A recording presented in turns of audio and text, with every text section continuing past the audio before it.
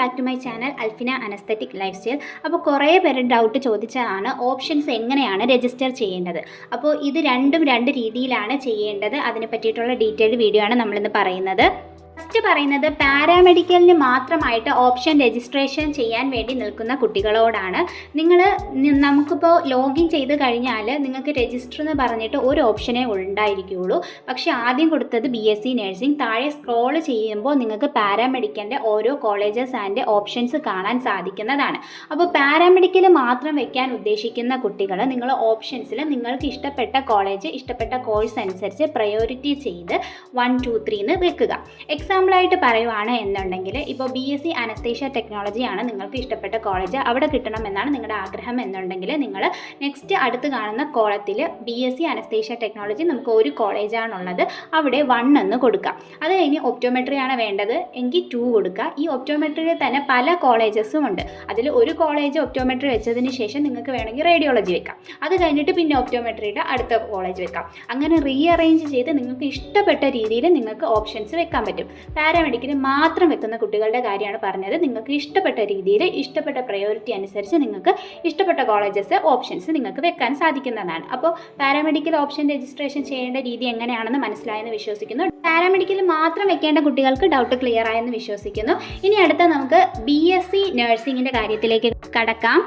BSc നഴ്സിംഗിന് special അലോട്ട്മെൻറ്റിൽ 1 participate ചെയ്യാൻ already admission എടുത്ത കുട്ടികളുണ്ടാകും. Already allotment കിട്ടിയിട്ട് അഡ്മിഷൻ എടുക്കാതെ, ഇഷ്ടപ്പെട്ട കോളേജ് അല്ലാത്തത് കൊണ്ട് അഡ്മിഷൻ എടുക്കാതെ സ്പെഷ്യൽ അലോട്ട്മെൻറ്റ് 1 പാർട്ടിസിപ്പേറ്റ് ചെയ്യുന്ന കുട്ടികളുണ്ടാകും. അതുപോലെ ഇതുവരെയും ഒരു അലോട്ട്മെൻറ്റും BSc നഴ്സിംഗിന് കിട്ടാത്ത കുട്ടികളും സ്പെഷ്യൽ അലോട്ട്മെൻറ്റിൽ 1 പാർട്ടിസിപ്പേറ്റ് ചെയ്യുന്നവരും ഉണ്ടാകും. അപ്പോൾ സ്പെഷ്യൽ അലോട്ട്മെൻറ്റിൽ നിങ്ങൾ ഇതുപോലെ തന്നെ നിങ്ങൾക്ക് ഇഷ്ടപ്പെട്ട കോളേജ് വാക്കൻസി സീറ്റ് കൂടി നോക്കിയതിന് ശേഷം പ്രയോറിറ്റി ചെയ്ത് വെക്കുക.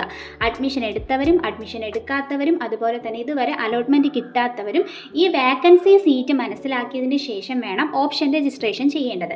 വാക്കൻസി സീറ്റിനെ പറ്റിയിട്ടുള്ള വീഡിയോ നമ്മൾ ഓൾറെഡി ചെയ്തിട്ടുണ്ട്. അതിനകത്ത് കുറച്ച് ഡീറ്റെയിൽസ് പറയുന്നുണ്ട് എങ്ങനെ ഓപ്ഷൻ രജിസ്ട്രേഷൻ മനസ്സിലാക്കി വെക്കാം എന്നുള്ളത്. ആ വീഡിയോ കാണാത്തവർ അതോട് ചെന്ന് കണ്ടു നോക്കിയതിന് ശേഷം ഓപ്ഷൻ രജിസ്ട്രേഷൻ ചെയ്യാൻ വേണ്ടി ശ്രദ്ധിക്കുക. ഇനി അടുത്ത ഡൗട്ടായിരിക്കും സ്പെഷ്യൽ അലോട്ട്മെൻറ്റ് 1 പാർട്ടിസിപ്പേറ്റ് ചെയ്യണം, പാരാമെഡിക്കലിലും പാർട്ടിസിപ്പേറ്റ് ചെയ്യണം. ഇത് രണ്ടിലും കൂടി എങ്ങനെ ഓപ്ഷൻ വെക്കും എന്നുള്ളത്.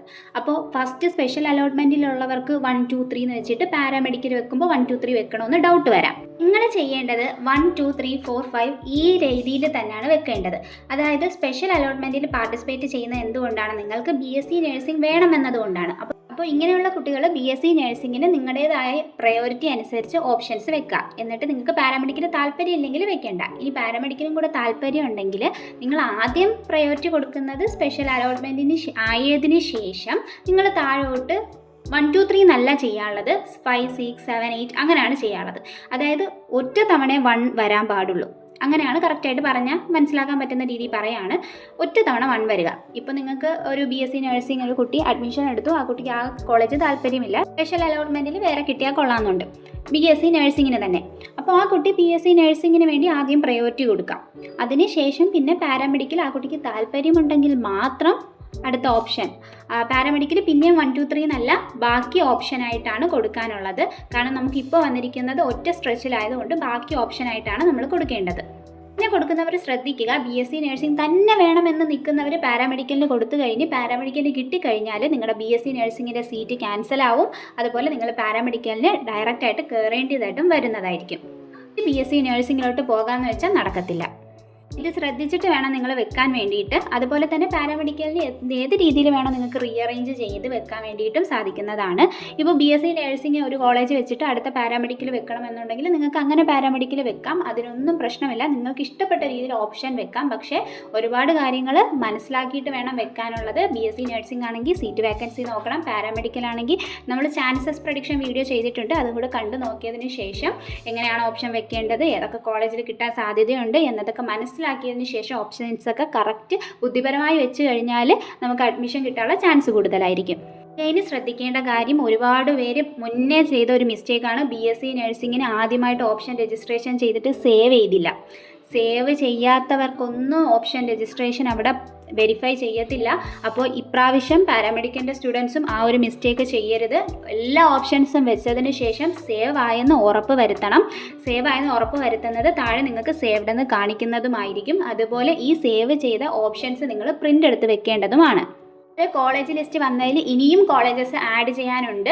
അപ്പോൾ ആ കോളേജസൊക്കെ ആഡ് ചെയ്യുന്നതനുസരിച്ച് ഓപ്ഷൻസ് ഇതിനകത്ത് കൂടിക്കൊണ്ടിരിക്കും. അപ്പോൾ അതനുസരിച്ച് നിങ്ങൾ സൈറ്റൊക്കെ കയറി നോക്കി സമയം അനുസരിച്ച് അപ്ഡേഷനൊക്കെ മനസ്സിലാക്കി ആ ഓപ്ഷൻസും കൂടി അറേഞ്ച് ചെയ്ത് വെക്കാൻ മറക്കരുത്. കഴിഞ്ഞ പ്രാവശ്യം BSc നഴ്സിങ്ങിനും മിസ്റ്റേക്ക് പറ്റിയതാണ്. പല കുട്ടികളും 26 ഓപ്ഷൻസ് 26 കോളേജ് പിന്നെ ആഡ് ചെയ്തത് അറിയാതെ അവർ ആ കോളേജസ് ഒന്നും അവർക്ക് വെക്കാൻ പറ്റിയില്ല. അതുപോലെ പാരാമെഡിക്കലിലും ഇതുപോലെ വരുന്നത് ആരും ശ്രദ്ധിക്കാതെ നിങ്ങൾക്ക് കോളേജ് ഓപ്ഷൻ രജിസ്റ്റർ ചെയ്യാതെ ആയി പോകരുത്. അതുകൊണ്ടാണ് എടുത്തു പറയുന്നത്. അപ്ഡേഷൻസ് ഒക്കെ നമ്മുടെ ചാനലിലൂടെ ഉടനടി അറിയിക്കുന്നതുമായിരിക്കും.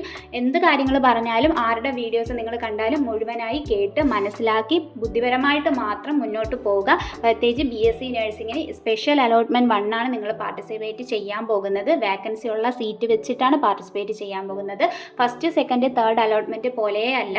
അപ്പോൾ നമുക്ക് അതിനെ പറ്റിയിട്ട് കുറച്ച് ഡീറ്റെയിൽഡ് ആയിട്ട് കുറേ ഡൗട്ട്സ് നിങ്ങൾ ചോദിച്ചിട്ടുണ്ട്. അപ്പോൾ സ്പെഷ്യൽ അലോട്ട്മെൻറ്റ് 1ൻ്റെ Q&A സെക്ഷൻ ഞാൻ ചെയ്യുന്നതായിരിക്കും. ആ സമയത്ത് നമുക്ക് ആ ഡൗട്ട്സും കാര്യങ്ങളൊക്കെ ക്ലിയർ ചെയ്യുന്നതാണ്. ഓൾറെഡി കമ്മ്യൂണിറ്റി പോസ്റ്റിൽ ഇട്ടിരുന്നു സ്പെഷ്യൽ അലോട്ട്മെൻറ്റ് ബേസ് ചെയ്ത് എന്തെങ്കിലും ഡൗട്ട്സ് നിങ്ങൾക്കുണ്ടെങ്കിൽ അതിൽ ചോദിക്കാമെന്നുള്ളത്. അപ്പോൾ അതിൻ്റെ ഡൗട്ട്സ് നിങ്ങൾ ചോദിച്ച ഡൗട്ട് അനുസരിച്ച് Q&A സെക്ഷൻ ചെയ്യുന്നതായിരിക്കും കേട്ടോ. അതുപോലെ തന്നെ നിങ്ങൾക്ക് ഇനി റീഅറേഞ്ച് എഡിറ്റ് ഇപ്പോഴും ചെയ്യാൻ സാധിക്കും. നമുക്ക് 26-ാം തീയതി വരെ എഡിറ്റ് ചെയ്യാൻ പറ്റും. അതായത് ഇപ്പോൾ ഇന്നലെ നിങ്ങൾ ഓപ്ഷൻ വെച്ചിട്ടുണ്ടാകും, ഒരു കോളേജിൽ 1 വെച്ചിട്ടുണ്ടാകും. പക്ഷേ ഇന്ന് നിങ്ങൾ ചിന്തിക്കുകയാണ് എനിക്ക് അത് 1 പ്രയോറിറ്റി വേണ്ട, വേറെ കോളേജിൽ വെക്കാം. നിങ്ങൾക്ക് എഡിറ്റ് ചെയ്യാൻ പറ്റും. അതിനൊന്നും ഒരു പ്രോബ്ലം ഇല്ല. 26-ാം തീയതി വരെ നിങ്ങൾക്ക് എഡിറ്റ് ചെയ്യാൻ പറ്റുന്നതായിരിക്കും. അതിനുശേഷം പറ്റില്ല. അതുപോലെ ഒരു കോളേജ് നിങ്ങൾക്ക് പിന്നെ വേണ്ട എന്ന് തോന്നി, നമ്മുടെ റിസർവേഷനും വേക്കൻസിയൊക്കെ അനുസരിച്ച് കിട്ടാൻ ഒരു ചാൻസ് ഇല്ലാന്ന് തോന്നുന്നുണ്ട് എന്നുണ്ടെങ്കിൽ നിങ്ങൾക്ക് അങ്ങനെയുള്ള കോളേജസ് റിമൂവ് ചെയ്ത് കളയാനുള്ള ഓപ്ഷനും നമ്മുടെ ഇതിലുണ്ട്. അതുപോലെ BSc നഴ്സിങ്ങിൻ്റെ സ്പെഷ്യൽ അലോട്ട്മെൻറ്റിൽ പാർട്ടിസിപ്പേറ്റ് ചെയ്യുന്ന കുട്ടികളോട് കുറച്ച് കാര്യങ്ങൾ പറയാനുണ്ട്. Q&A സെക്ഷനിൽ പറയാമെന്നാണ് വിചാരിച്ചത്. ജസ്റ്റ് ഇതിനകത്ത് കുറച്ച് കാര്യങ്ങൾ പറയാം. കാരണം അത്രയും ഇമ്പോർട്ടൻ്റ് ആയിട്ടുള്ളത് കൊണ്ടും ടൈം നമുക്ക് അത്രയും ഇല്ലാത്തത് കൊണ്ടുമാണ് പറയുന്നത്.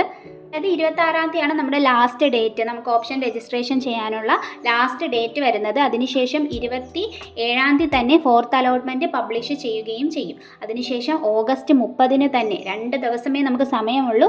ആ ഒരു ടൈമിൽ തന്നെ നിങ്ങൾ 2-3 ദിവസത്തെ ആ ഒരു ടൈമിൽ തന്നെ നിങ്ങൾ അവിടെ അഡ്മിഷൻ എടുക്കണം. സ്പെഷ്യൽ അലോട്ട്മെൻറ്റിന് കിട്ടിയ കുട്ടികൾ അഡ്മിഷൻ എടുക്കേണ്ടതായിട്ട് വരുന്നുണ്ട്. അതായത് ഇപ്പോൾ നിങ്ങൾക്ക് തേർഡ് അലോട്ട്മെൻറ്റിൽ ഇഷ്ടമില്ലാത്ത കുട്ടികളായിരിക്കും സ്പെഷ്യൽ അലോട്ട്മെൻറ്റിൽ. ഞാൻ ഈ പറയുന്നത് അഡ്മിഷൻ ഫസ്റ്റ് ഇയറിലെ ക്യാഷ് എല്ലാം കൊടുത്ത കുട്ടികളുടെ കാര്യമാണ് നിങ്ങൾ കോളേജിൽ അന്വേഷിക്കണം. അതായത് നിങ്ങൾക്കിപ്പോൾ സ്പെഷ്യൽ അലോട്ട്മെൻറ്റിൽ കിട്ടിക്കഴിഞ്ഞാൽ ഓഗസ്റ്റ് 30-ന് നിങ്ങൾ അവിടെ അഡ്മിഷൻ എടുക്കണം. ഇപ്പോൾ അവിടെ അഡ്മിഷൻ എടുക്കണമെങ്കിൽ നിങ്ങൾക്ക് അവിടേക്ക് ഈ ക്യാഷ് ട്രാൻസ്ഫർ ആകുകയല്ല, നിങ്ങളുടെ അക്കൗണ്ടിലേക്കാണ് വരുന്നത്.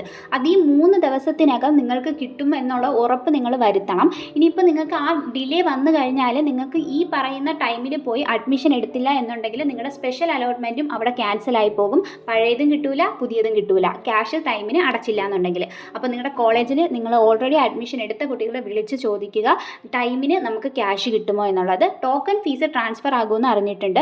പക്ഷേ ബാക്കി നമ്മൾ കോളേജിൽ കൊടുത്ത 1 lakh rupees എല്ലാം ട്രാൻസ്ഫർ ആകുകയല്ല, നിങ്ങളുടെ അക്കൗണ്ടിലേക്ക് വരുന്നു എന്ന അപ്ഡേറ്റ് ആണ് നമുക്ക് കിട്ടിയിട്ടുള്ളത്. അപ്പോൾ ഏതെങ്കിലും കോളേജസ് ട്രാൻസ്ഫർ ചെയ്യുന്നുണ്ടോ എന്നതൊക്കെ നിങ്ങൾ സ്വയം അന്വേഷിക്കുക. നിങ്ങളുടെ കോളേജ് ബേസ് ചെയ്ത് അന്വേഷിച്ചതിന് ശേഷമാണ് നിങ്ങൾ ഇതിന് ഓപ്ഷൻ വെക്കേണ്ടതും. അതുപോലെ അഡ്മിഷൻ കിട്ടുവാണ് എന്നുണ്ടെങ്കിൽ നിങ്ങൾക്ക് ക്യാഷ് അടച്ചാൽ മാത്രമേ അഡ്മിഷൻ എടുക്കാൻ പറ്റുള്ളൂ. അപ്പോൾ എക്സ്ട്രാ ക്യാഷ് കൊടുക്കേണ്ടി വരും. അതായത് നിങ്ങൾ പിന്നീട് ഒരു 1 lakhും കൂടെ റെഡിയാക്കി വെക്കേണ്ടതായിട്ട് വരും. ചിലപ്പോൾ ആ ഒരു 1 lakh ഡിലേ ആവുകയാണ് എന്നുണ്ടെങ്കിൽ, മുന്നേ ഓൾറെഡി നിങ്ങൾ കൊടുത്ത ക്യാഷ് ഡിലേ ആവുകയാണ്, നിങ്ങൾക്ക് കയ്യിൽ കിട്ടാൻ ഡിലേ ആവുകയാണ് എന്നുണ്ടെങ്കിൽ നിങ്ങൾക്ക് ഓൾറെഡി സ്പെഷ്യൽ അലോട്ട്മെൻറ്റിൽ കിട്ടുന്ന കോളേജിൽ അഡ്മിഷൻ എടുക്കാൻ ക്യാഷ് ഇല്ലാത്തത് കാരണം പറ്റാതെ ആകുന്ന ഒരു സാഹചര്യം വരരുത്. അപ്പോൾ കുറേ കുട്ടികളുണ്ടാകും 1 lakh എങ്ങനെയെങ്കിലുമൊക്കെ സംഘടിപ്പിച്ചിട്ടായിരിക്കും ഫസ്റ്റ് കോളേജിൽ കൊണ്ട് അടച്ചിട്ടുണ്ടാവുക. അപ്പോൾ അങ്ങനെയുള്ള കുട്ടികൾ ഈ കാര്യങ്ങൾ കോളേജിൽ വിളിച്ച് ശ്രദ്ധാപൂർവ്വം നോക്കുക. ഓക്കെ, അതുപോലെ അവിടെ തന്നെ മതി എന്നുള്ള ഒരു സ്പെഷ്യൽ അലോട്ട്മെൻറ്റിലേക്ക് പാർട്ടിസിപ്പേറ്റ് ചെയ്യണമെന്ന് ഒരു നിർബന്ധവുമില്ല. നിങ്ങൾക്ക് വേണമെങ്കിൽ പാരാമെഡിക്കലിനോട് പാർട്ടിസിപ്പേറ്റ് ചെയ്യാവുന്നതുമാണ്. അപ്പോൾ Q&A സെക്ഷനിൽ കുറേ കാര്യങ്ങൾ ഇതുമായിട്ട് സംബന്ധിച്ച് പറയാനുണ്ട്. പക്ഷേ ഇത് ഇമ്പോർട്ടൻ്റ് ആയതുകൊണ്ടും കുറേ കുട്ടികൾ ശ്രദ്ധിക്കാതെ പോയി അഡ്മിഷൻ പോകാതിരിക്കാൻ വേണ്ടിയിട്ടാണ് ഇതും കൂടി ഈ വീഡിയോയിൽ ജസ്റ്റ് ഒന്ന് ഉൾപ്പെടുത്തിയത്. അപ്പോൾ എല്ലാവർക്കും മനസ്സിലായെന്ന് വിശ്വസിക്കുന്നു. ന്യൂ അപ്ഡേറ്റുമായിട്ട് നമുക്ക് ഉടനെ തന്നെ കാണാം. അതുവരേക്കും ഓക്കെ, ബൈ, താങ്ക് യു.